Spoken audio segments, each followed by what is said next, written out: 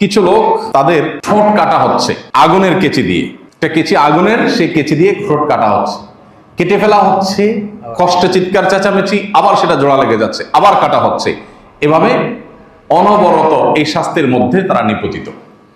নবী করিম সাল্লাল্লাহু আলাইহি সাল্লাম জিজ্ঞাসা করলেন ফেরেশতাকে যে এরা কারা? তখন ফেরেশতা বললেন, এরা হলো সেই সকল মানুষেরা যারা পৃথিবীতে মানুষকে অনেক লম্বা লম্বা নসিহত করত, উপদেশ দিত, মানুষকে কোরআন এবং হাদিসের কথা বলে সতর্ক করত, মানুষকে আল্লাহ ভীতি সৃষ্টি করার জন্য বলতো, কিন্তু তারা নিজেরা সেটার উপর আমল করত। আল্লাহ তাআলা আমাদেরকে জাহান্নামের আযাব থেকে রক্ষা পাওয়ার তৌফিক দান করুন।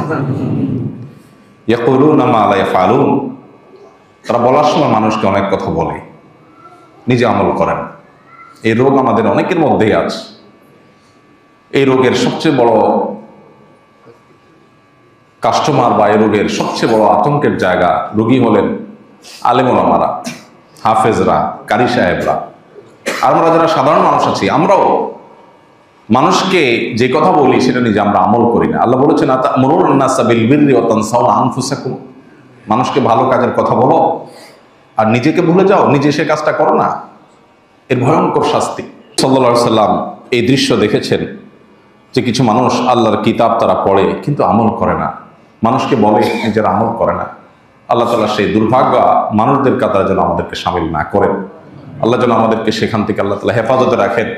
আপন অনুগ্রহে যেন আল্লাহ তাআলা আমাদেরকে জাহান্নামের আযাব থেকে রক্ষা করেন।